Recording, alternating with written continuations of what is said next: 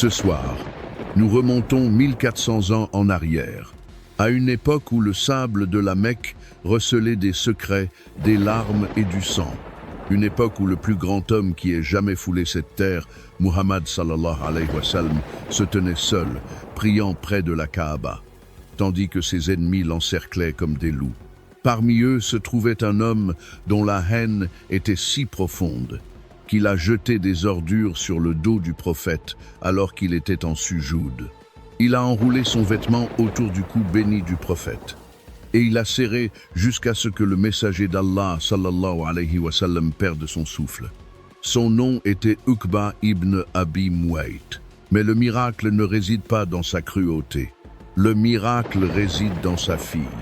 Car tandis que son père tentait de tuer le prophète sallallahu alayhi wa sallam, Allah l'a choisie, elle, une jeune fille seule, terrifiée, cachant sa foi, pour une révélation coranique qui serait récitée jusqu'à la fin des temps.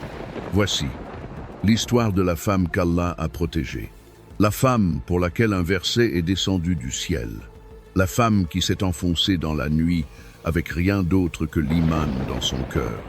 Et Allah lui a ouvert les portes de Médine. Avant de commencer, n'oubliez pas de vous abonner et de nous dire d'où vous nous regardez. Vos commentaires nous motivent vraiment à continuer à donner vie à ces histoires. Il se tenait dans la cour de la Kaaba, le soleil du désert brûlant au-dessus de lui, les pierres sous ses pieds encore chaudes de la chaleur de la veille. La Mecque était réveillée, ses marchands criaient, ses nobles se rassemblaient, ses idoles se dressaient en silence, tandis que le messager d'Allah, sallallahu alayhi wa sallam, inclinait la tête en prière. Et parmi la foule se trouvait un homme dont le cœur s'était transformé en pierre bien avant ce moment, un homme animé non seulement par l'incrédulité, mais aussi par une haine si sombre qu'elle avait failli coûter la vie au prophète sallallahu alayhi wa sallam.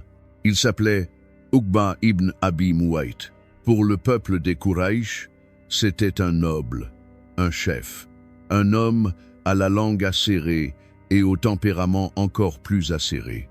Mais pour le prophète sallallahu alayhi wa sallam, il était l'un des ennemis les plus féroces que l'islam ait jamais connus.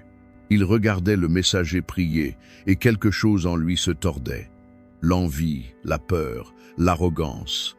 Tout cela bouillonnait en un seul désir, faire taire la vérité qu'il refusait d'accepter.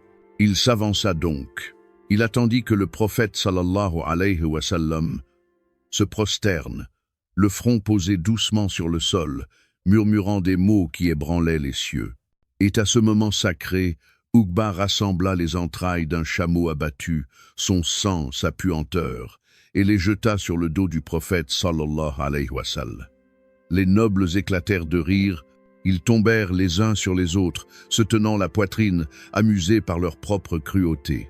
Et pourtant, le messager d'Allah sallallahu alayhi wa sallam resta prosterné, le dos alourdi, refusant de se relever afin que l'impureté ne tombe pas à l'intérieur de la mosquée sacrée. 2 jours plus tard, Uqba revint, cette fois avec une intention plus sombre. Alors que le prophète sallallahu alayhi wa sallam priait, il enroula son propre manteau autour du cou béni du prophète et tira, fort, jusqu'à ce que le monde devienne flou, jusqu'à ce que le souffle quitte son corps, jusqu'à ce que les limites de sa conscience commencent à s'estomper. Ce n'est que lorsque Abu Bakr radiyallahu anhu arriva en courant, criant « Vas-tu tuer un homme pour avoir dit « Mon Seigneur est Allah », que l'étreinte se relâcha enfin. C'était l'homme dont les mains avaient tenté d'étrangler le messager d'Allah sallallahu alayhi wa sallam. Mais cette histoire ne parle pas de lui. C'est une histoire sur ce qu'Allah fait avec les cœurs, sur la façon dont il élève ceux qu'il veut, guide ceux qu'il veut et apporte la lumière là où régnait autrefois l'obscurité. Car de la maison même d'Uqba, de l'ombre de sa cruauté, de la lignée d'un homme qui a tenté de tuer le prophète sallallahu alayhi wa sallam, Allah a fait naître une croyante d'un courage extraordinaire, une fille dont la foi se cachait derrière des mains tremblantes et des larmes silencieuses. Une fille qui marchait seule dans la nuit vers Médine, avec pour seule compagnie son iman. Une fille qu'Allah a honorée d'un verset coranique qui serait récité jusqu'à l'heure finale. De la maison d'un tyran est né un cœur d'or. D'un homme qui a tenté d'éteindre le message est née une fille protégée par la révélation. Et du coin le plus sombre de la Mecque s'est élevée une lumière si pure qu'Allah lui-même a ordonné aux croyants. Ne la renvoyez pas aux mécréants. De las de cette de Govisdo de Sai Free. Magrost, c'est le miracle du décret d'Allah, que la guidance peut fleurir même là où régnait autrefois la haine.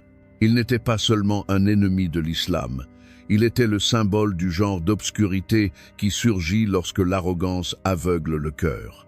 Dans les rues de la Mecque, les gens murmuraient son nom avec un mélange de respect et de crainte.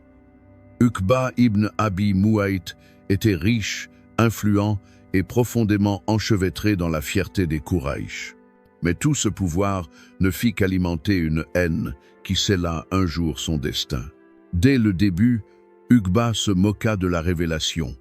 Il écoutait le Coran non pas avec un cœur ouvert, mais avec un sourire narquois aux lèvres, chuchotant à ses alliés « Vous entendez ça? De la magie, des histoires d'anciens. » Ils s'asseyaient à côté d'Abu Jahl, leurs yeux complotants, leurs voix dégoulinant de mépris alors qu'ils tentaient de démanteler le message qui menaçait leur autorité. Jour après jour, Abu Jahl attisait sa colère jusqu'à ce que l'incrédulité se transforme en obsession. Et lentement, pas à pas, l'homme qui s'asseyait autrefois avec le prophète sallallahu alayhi wa sallam avant l'islam devint l'un des plus cruels de toute la Mecque. Ses crimes s'aggravaient au fil des saisons.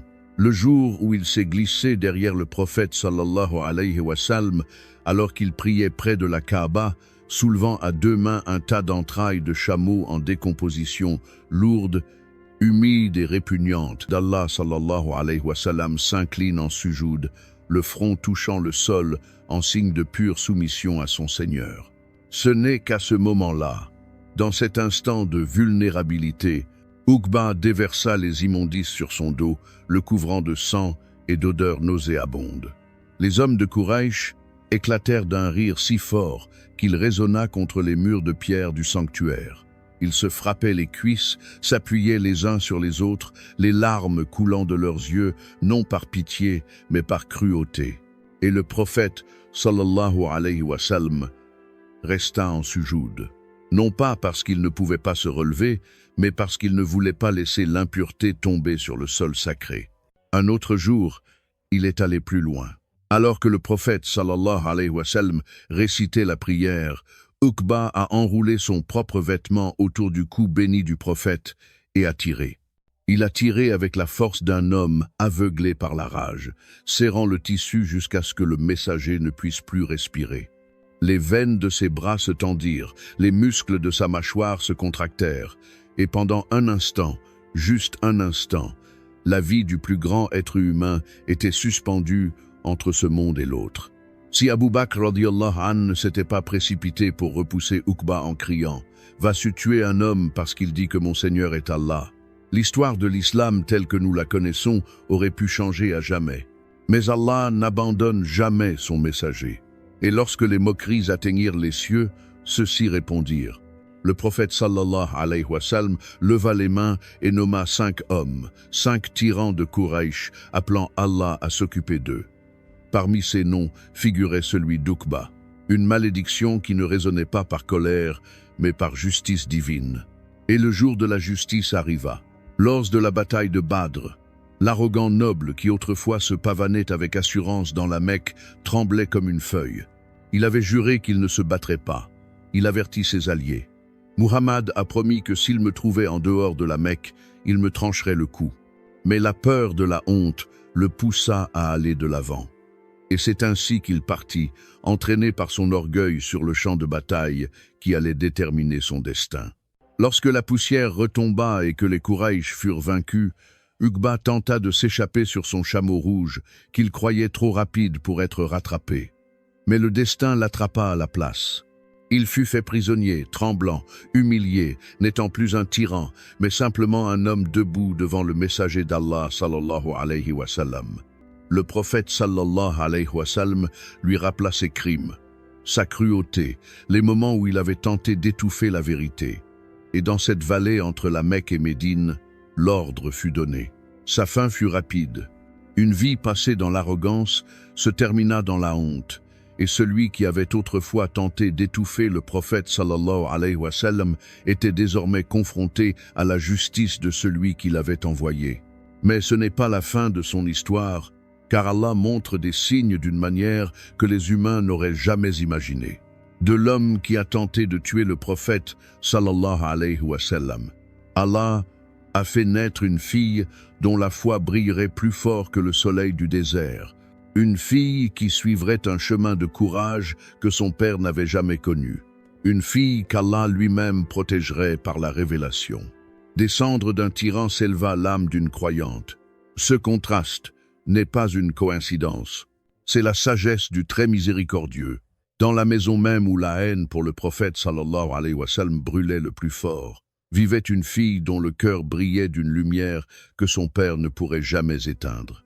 Alors qu'Uqba ibn Abi Muayyat complotait dans les rues, se moquait de la révélation et se vantait d'avoir fait du mal au messager d'Allah sallallahu salam, sa propre fille, Kulthum, était assise tranquillement dans l'ombre de leur maison, s'accrochant à une foi qu'elle n'osait pas révéler.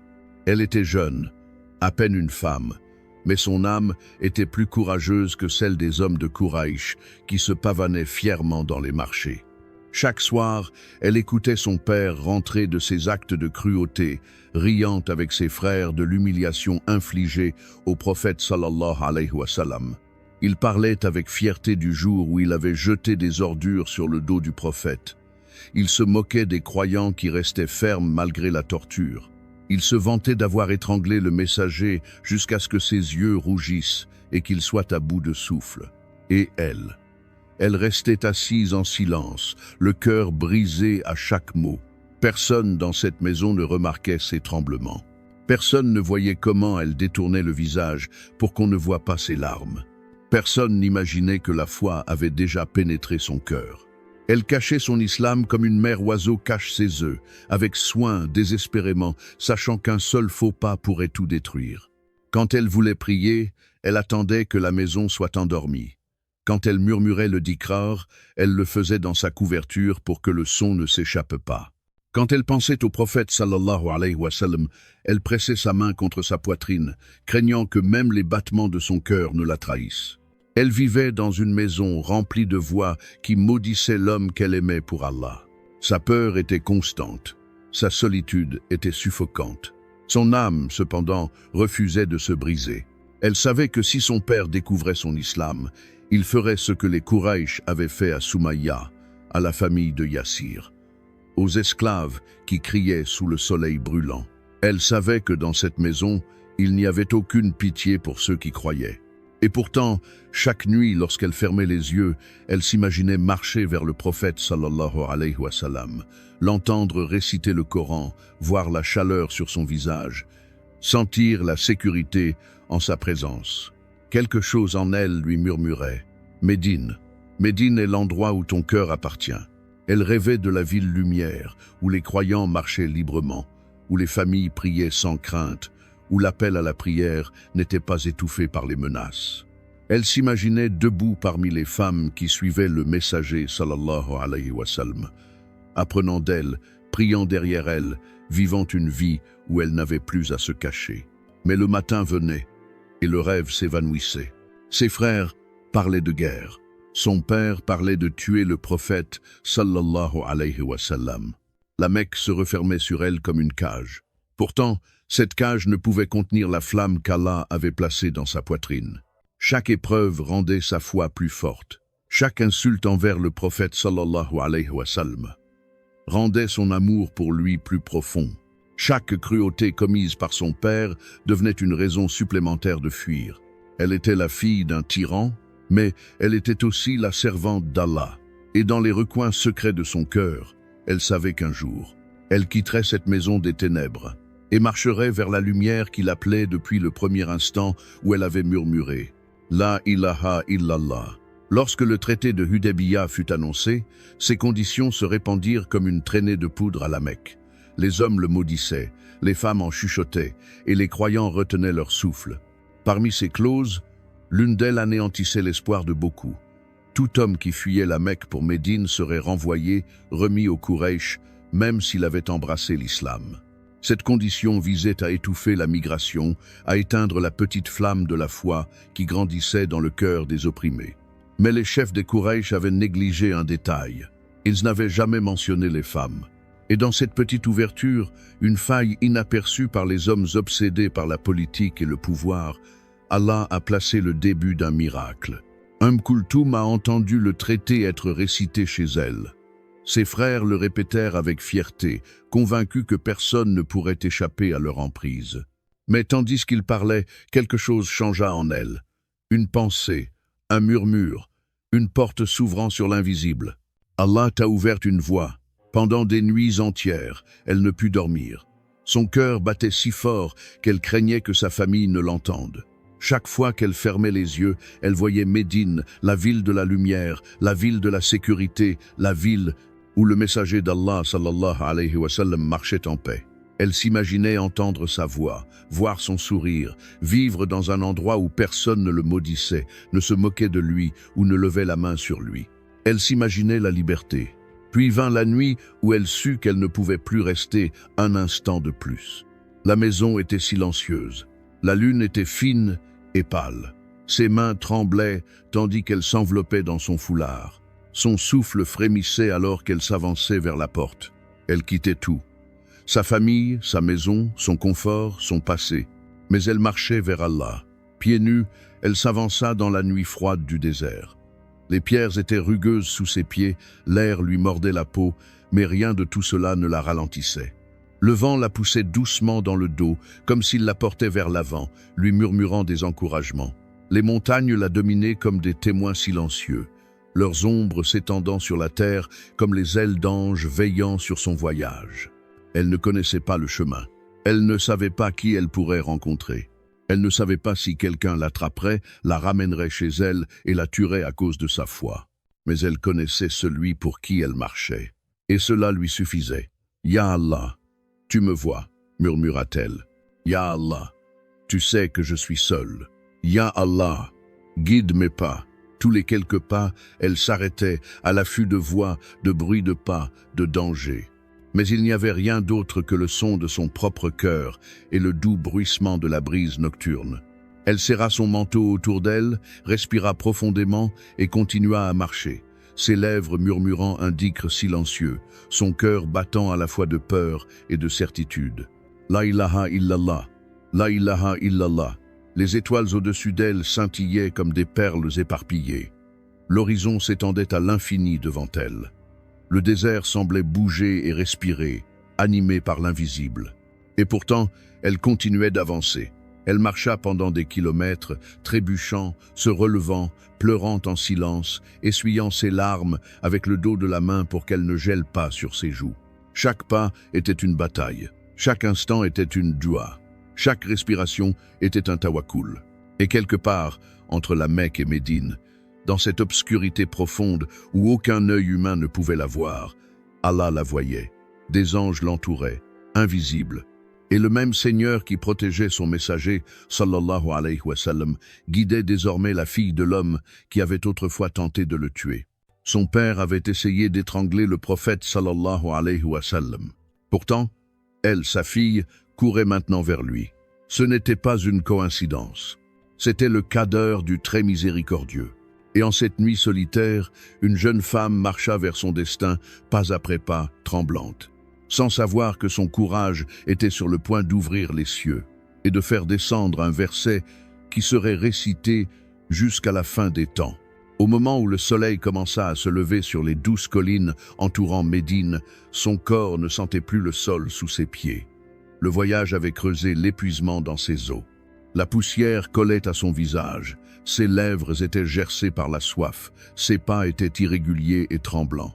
Mais lorsqu'elle vit les palmiers dattiers se balancer dans la brise matinale, elle sut que ce n'était pas seulement une ville, c'était la sécurité, c'était la miséricorde. C'était la maison du messager d'Allah sallallahu alayhi wa sallam. Son cœur bondit, même si ses jambes faillirent se dérober sous elle. Médine, enfin. Elle tituba à travers la périphérie, croisant des lèvres-tôt qui la regardaient avec un mélange de curiosité et d'inquiétude. Une jeune femme seule, couverte de poussière, à peine capable de tenir debout. mais elle n'avait pas le temps d'expliquer. Chaque seconde comptait. Chaque battement de cœur était porteur à la fois d'espoir et de terreur. À tout moment, ses frères pouvaient arriver, la ramener de force, invoquer le traité et l'arracher à l'islam pour toujours.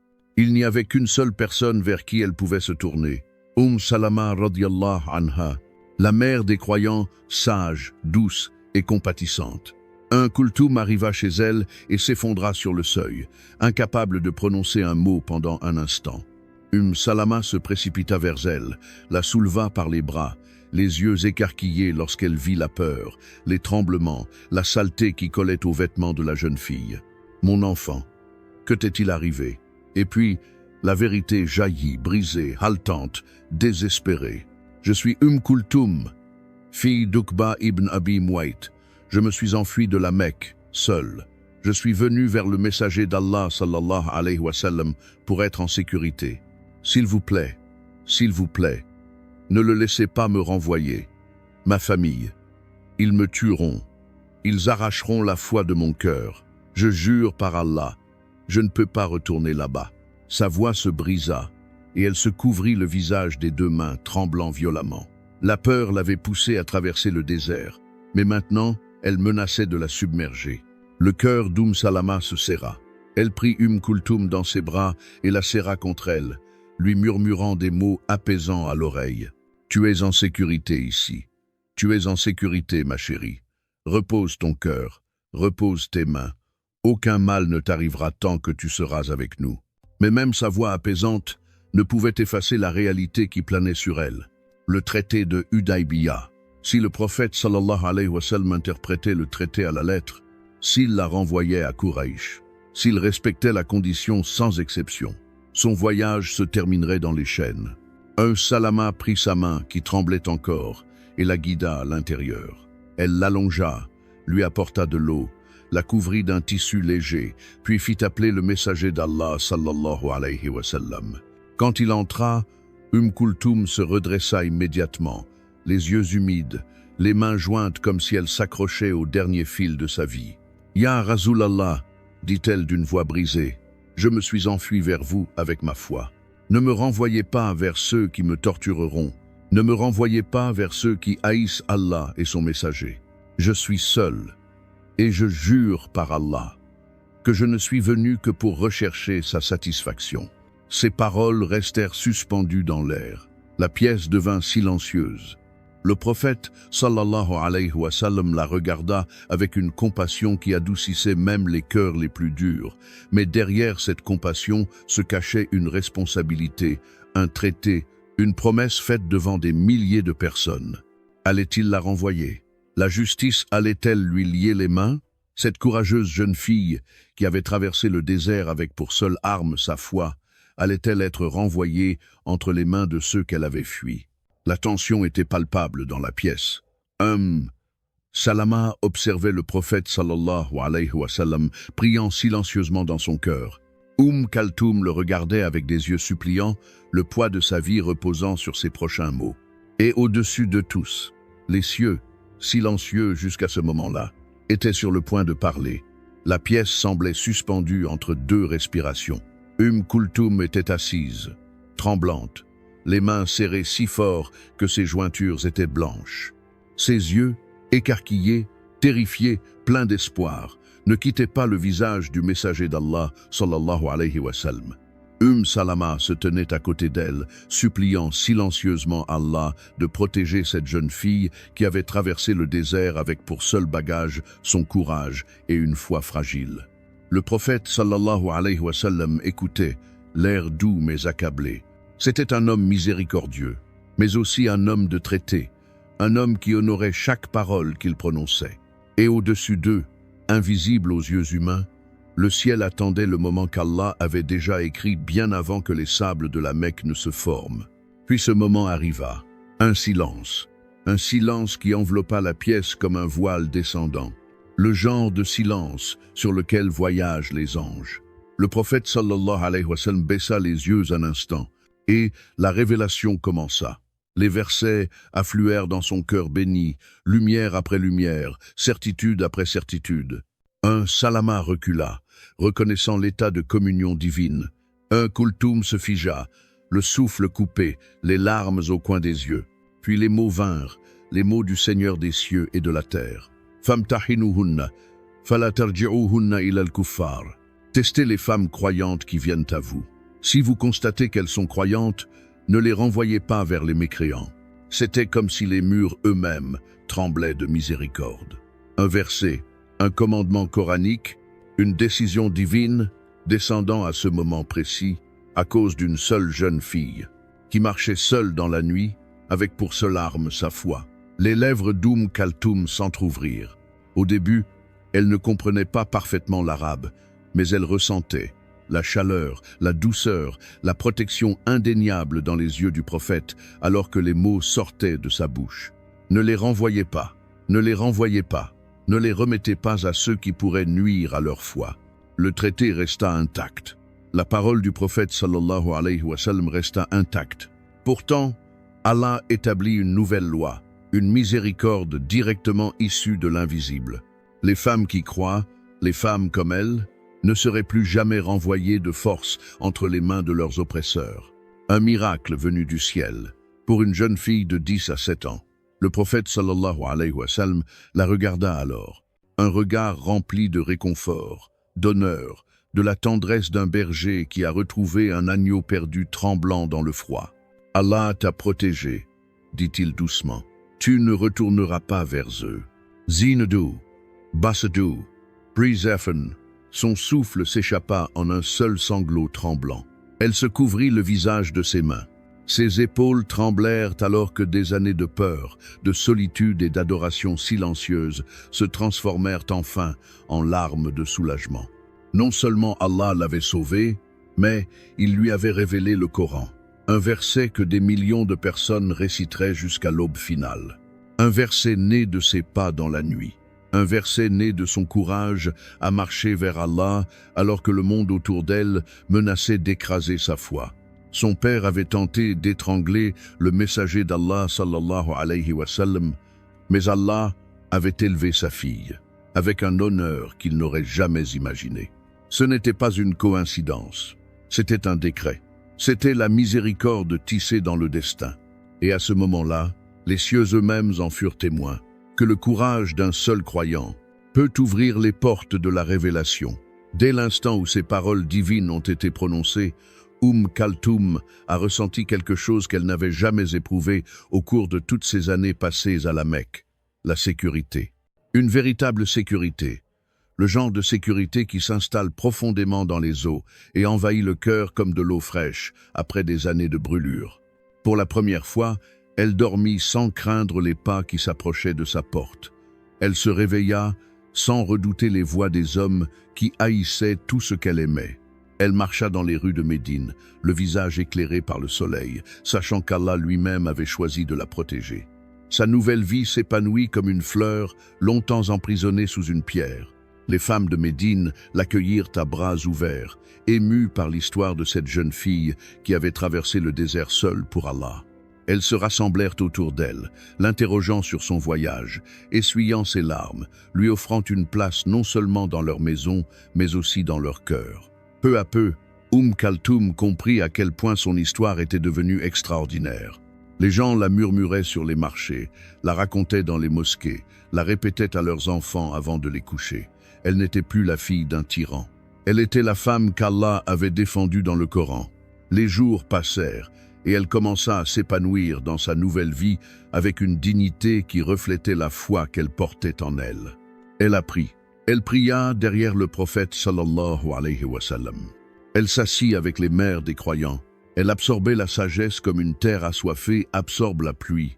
Puis, comme le voulait la coutume des croyants, des prétendants se présentèrent, des hommes nobles et vertueux qui admiraient non pas sa lignée, mais son courage, son intelligence et la pureté de son cœur. Certains étaient de grands compagnons dont les noms allaient résonner à travers l'histoire. Elle se maria, entra dans une maison fondée sur la foi et vécut avec un mari qui la chérissait, non pas pour sa beauté ou sa richesse, mais pour la lumière qu'elle portait en elle. Elle devint une femme de savoir, mémorisant les paroles du prophète sallallahu alayhi wa sallam et les transmettant avec la même sincérité qu'elle avait portée toute sa vie. Ces récits voyagèrent plus tard à travers le monde, atteignant des érudits, des étudiants et des croyants qui ne connaîtraient jamais son visage, mais qui bénéficieraient de sa voix et son courage. Il déclencha quelque chose de puissant. La nouvelle du verset coranique se répandit à la Mecque comme une aube soudaine perçant l'obscurité. Les femmes enfermées dans des foyers incroyants, celles qui priaient en secret, murmuraient le Coran sous leur couverture, versaient des larmes en silence, entendirent son histoire et retrouvèrent l'espoir. Une à une, elles ont commencé à partir. Certaines se sont échappées pendant la nuit, d'autres se sont cachées parmi les caravanes. Certaines ont voyagé avec des tribus fidèles au prophète sallallahu alayhi wa sallam. Et chaque fois qu'une femme croyante arrivait à Médine, haletante, terrifiée, déterminée, les musulmans souriaient et disaient « Elle a suivi le chemin Kaltoum. Son courage a ouvert la voie à toutes les femmes qui l'ont suivie. Ses pas ont tracé un chemin dans les sables d'Arabie. Sa foi est devenue un héritage qui a survécu bien au-delà de sa vie. Elle n'était plus seulement la jeune fille qui s'était enfuie. Elle était la femme dont le courage a changé la loi islamique. La femme qu'Allah a honorée par une révélation. La femme dont la fuite a inspiré des dizaines, puis des centaines de personnes à marcher vers Médine, vers la foi, vers la liberté. Ainsi, Kaltoum, autrefois cachée dans le coin le plus sombre de la maison d'un tyran, est devenue un phare pour des générations de femmes croyantes.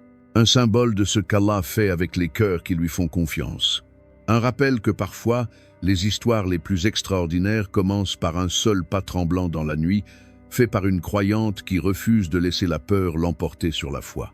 À Médine, elle a mené une vie empreinte de dignité, de savoir, d'amour et de souvenirs. Dans l'histoire, elle est devenue la femme protégée par le ciel. Et dans le cœur des croyants, elle reste un témoignage de la vérité. Quand Allah choisit d'honorer quelqu'un, aucune puissance sur terre ne peut s'y opposer. Au final, quand on repense à son histoire, il semble presque impossible de croire qu'une seule maison ait pu abriter à la fois la haine la plus sombre et la foi la plus pure.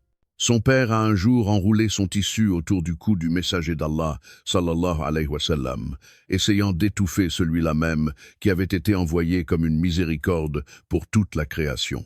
Il a essayé d'étouffer la lumière du monde. Mais Allah a placé cette même lumière dans le cœur de sa fille. Alors qu'il complotait avec cruauté, elle murmurait le Coran. Alors qu'il se moquait de la révélation, elle l'embrassait en silence. Alors qu'il essayait de tuer le prophète sallallahu alayhi wa sallam, elle aspirait à se tenir à ses côtés. Et lorsqu'elle traversa le désert seule, tremblant sous le ciel nocturne, animée par rien d'autre que la foi, Allah transforma ses pas en révélation elle-même. Son courage devint le Coran. Ses larmes devinrent un verset. Son désespoir est devenu une protection divine récitée par des millions de personnes chaque jour. C'est l'une des plus belles ironies de l'histoire islamique. L'homme qui a tenté d'étrangler le prophète sallallahu alayhi wa sallam a laissé derrière lui une fille qu'Allah a élevée avec un honneur dont il n'aurait jamais pu rêver. Son père est mort dans le déshonneur, dont on se souvient pour sa cruauté et son arrogance. Elle a vécu dans l'honneur, dont on se souvient pour son courage et son iman. Il a tenté de faire taire le prophète sallallahu alayhi wa sallam.